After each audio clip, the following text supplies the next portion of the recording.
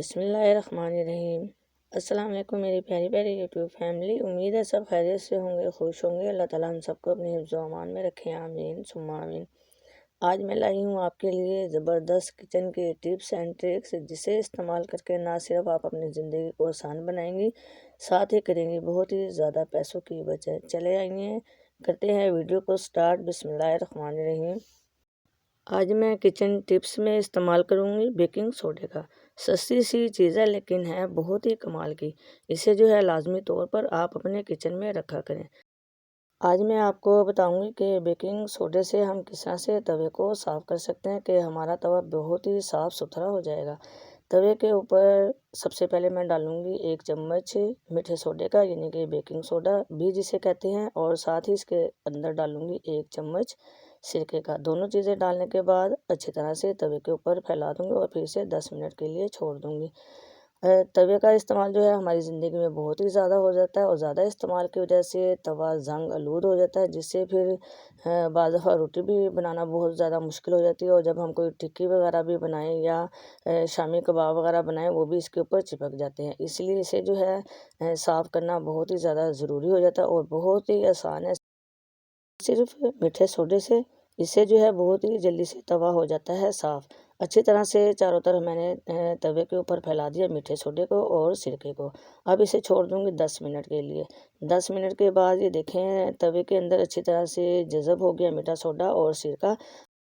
अब मैं जाली की मदद से अच्छी तरह से इसको साफ़ कर दूंगी, और जहाँ जहाँ पे गंदा है तवा और स्याही सी जमी हुई है, उसको अच्छी तरह से हम इसको साफ़ कर देंगे।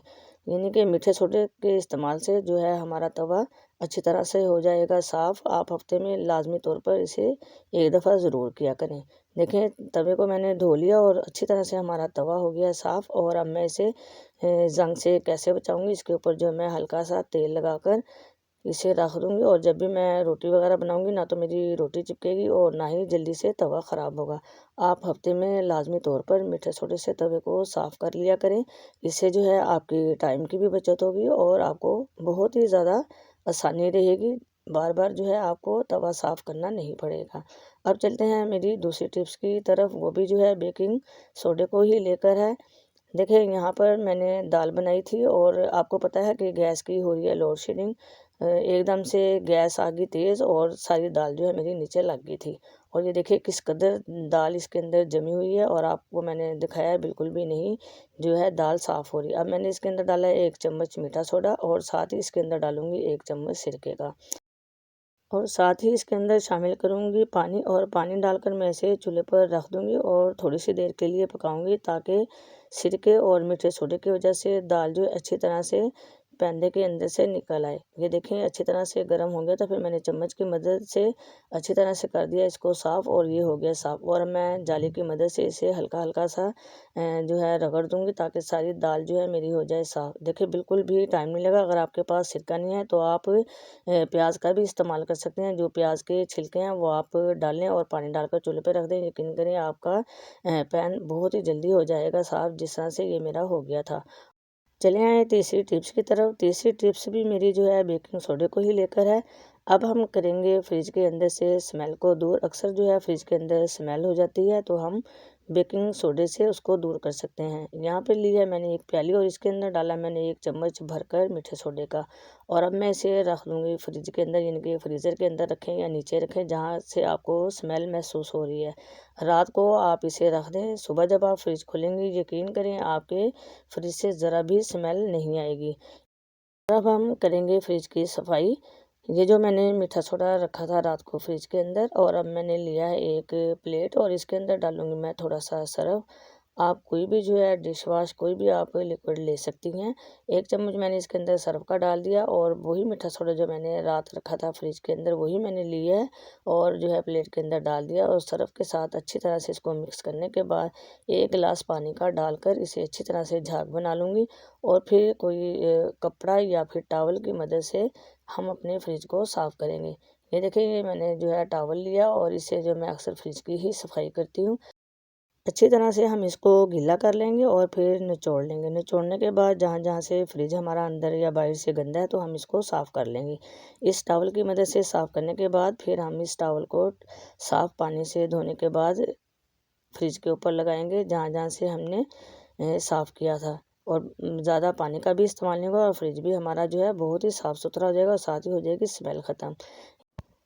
अब चलते हैं चौथी टिप्स की तरफ कि कैसे जो है मीठे सोडे के इस्तेमाल से हम ग्लास के ऊपर जो लेबल लगे हुए होते हैं हम उसको किस तरह से साफ़ कर सकते हैं। ये देखिए मेरे पास ये ग्लास थे, ये इसके अंदर था शहद, शहद हो गया है ख़त्म और अब मैंने जो है ग्लास का इस्तेमाल करना था, लेकिन लेवल जो है बहुत ही बुरे लग रहे थे। और मैं आपको बताऊंगी कि किस तरह से मीठे सोडे से और सिरके की मदद से हम ना सिर्फ लेबल को साफ़ कर लेंगे और साथ ही ग्लास भी हमारे हो जाएंगे साफ़ सुथरे। यहाँ पर देखें ये जो मैंने फ्रिज के लिए बनाया था मीठे सोडे का और सिरके का लिक्विड, और अब मैंने इसके अंदर शामिल कर दिए हैं ग्लास और फिर साथ ही इसे रख दूँगी सिर्फ 2 मिनट के लिए चूल्हे के ऊपर और फ्लेम कर दूँगी ऑन।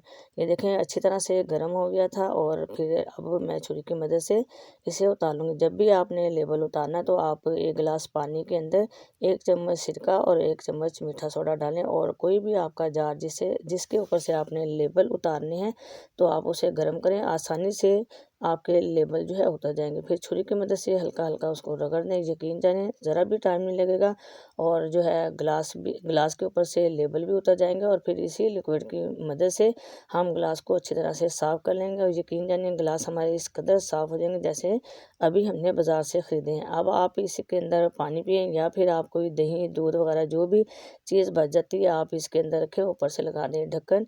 ये आपका जार का भी काम देगा और ग्लास का भी। अब चलते हैं 5वीं टिप्स की तरफ कि कैसे हम आम तवे को नॉन स्टिक तवे में कैसे तब्दील कर सकते हैं। ये देखें ये आम तवा है और अब मैं इसको बनाऊंगी नॉन स्टिक तवा, वो भी बहुत ही आसानी से। हर चीज़ जो है आपके किचन में ही मौजूद होती है, आप अपने किचन से ही हर चीज़ ले सकती हैं। ये देखें तवे के ऊपर डाल दिया है मैंने सबसे पहले नमक। नमक डालने के बाद 1 चम्मच मैंने इसके अंदर नमक का डाला है और साथ ही 1 चम्मच डालूंगी मैं ऑयल। ऑयल आपके पास कोई सा भी आप इस्तेमाल कर सकते हैं, लेकिन आपने उसको गर्म कर लेना है। ये गर्म ऑयल जो है मैंने इसके ऊपर डाल दिया और अब लिया है मैंने 1 आलू। देखिए आलू को मैंने काट लिया और फिर ये जो तवे के ऊपर हमने डाला था सरसों का तेल, गरम और नमक, और अच्छी तरह से फिर आलू को जो है हम तवे के ऊपर रब करेंगे।